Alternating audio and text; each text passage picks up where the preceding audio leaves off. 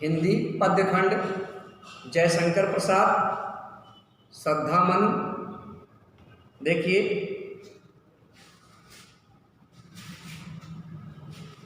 लगा कहने आगंतुक व्यक्ति, मिटाता उत्कंठा सविशेष, दे रहा हो कोकिल सानंद सुमन को ज्यों सुंदर संदेश।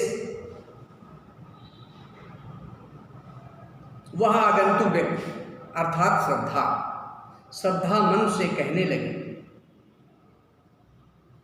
कि मेरे अंदर एक विशेष प्रकार की उत्कंठा जिज्ञासा जागृत हुई। कौन सी जिज्ञासा?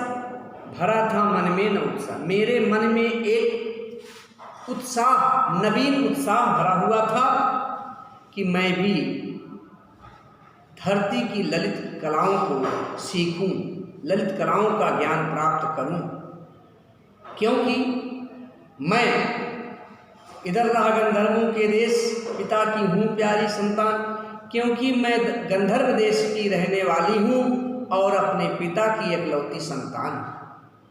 अपने पिता की एकलौती संतान हूँ, गंधर्व देश में रहती हूँ।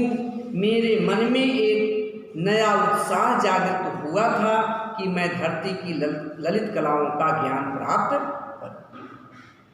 फिर क्या हुआ? शायद इसको मैंने पढ़ाया था लेकिन दोहरा दे रहा हूं। कहती है, दृश्य जब जाती हिमगिरी और प्रश्न करता मन अधिक अधीर, धरा की या सिकुड़न भयभीत, आ कैसी है क्या है पीर।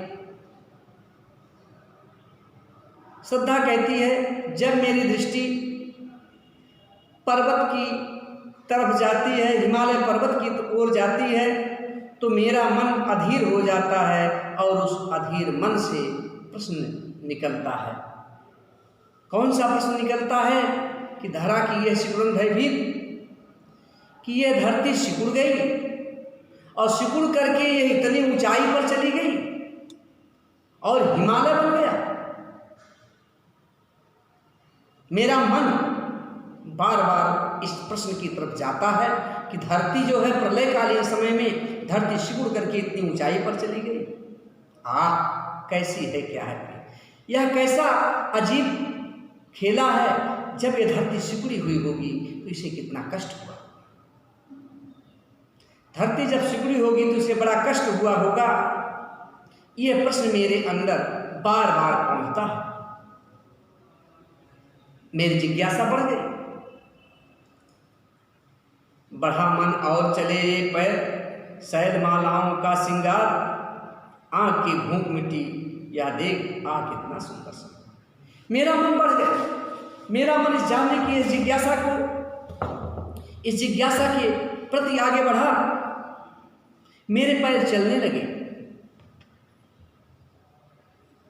मैं पर्वत पर चढ़ने लगी। मैंने देखा, पर्वत की चोटियों को देखा, उसके श्रृंगार को देखा। पर्वत की चोटियों पर अनेक प्रकार के जो फूल पत्ती वृक्ष हैं, जिससे श्रृंगार से वो सजा हुआ है, मैंने उसे देखा तो आँख की भूख मिटी आ गई। तो ये सब सुंदर दृश्य देख करके मेरी आँखों की इच्छा मिट गई, मेरी आँखें तृप्त हो गई और मेरे मुख से निकल पड़ा, अरे ये कितना सुंदर समता है, कितना सुंदर समायोजन प्रकृति ने यहाँ पर्वत पर किया है। यह देखकर मेरे मुख से ऐसे शब्द निकल पड़े। यहाँ देखा कुछ बलिकायन, भूत हित जिसका दान, इधर कोई है अभी सजीव, हुआ मन में ऐसा अनुमान। फिर मैंने देखा। क्या देखा? मैंने देखा, आगे बढ़ी तो मैंने देखा कि कुछ अन्न बिखरा हुआ है।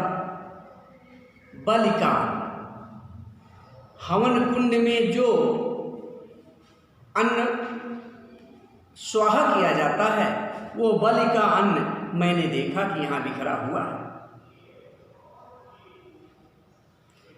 मैंने सोचा,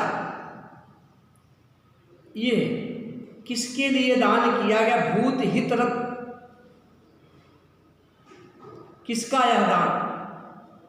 कि यह भूतकाल में किसके कल्याण के लिए इस अन्न का दान किया गया है? इधर कोई है अभी सजीव? मुझे लगता है कि कोई यहाँ पर सजीव प्राणी रहता है जिसने यह सब किया है। हुआ मन में ऐसा अनुमान, मेरे मन में ऐसा अनुमान हुआ, मैंने ऐसा अनुमान लगाया कि शायद कोई भी यहाँ जीवित है। तपस्वी क्यों इतने हो ग्लान, वेदना का यह कैसा वेग, तुम कितने अधिक हताश, बताओ यह कैसा उद्वेग। श्रद्धा ने राजकुमार मनुष्य से कहा, ऐ तपस्वी, आप इतने दुखी क्यों हैं? आपके अंदर ये विरह वेदना कैसी? विरह वेदना का ये तीव्रता आपके हृदय से जो उठ रहा है और आप दुखी दिखाई दे रहे हैं, ऐसा क्यों है? तुम कितने अधिक हताश, तुम कितने अधिक घबराए हुए हो, तुम कितने अधिक हताश हो गए हो, घबरा गए हो। बताओ आपके इस घबराहट का क्या राज है? आप इतने घबराए हुए क्यों हैं? क्या आपको आपकी जीने की इच्छा नहीं है? क्या आप अपने अकेलेपन से घबरा गए हैं?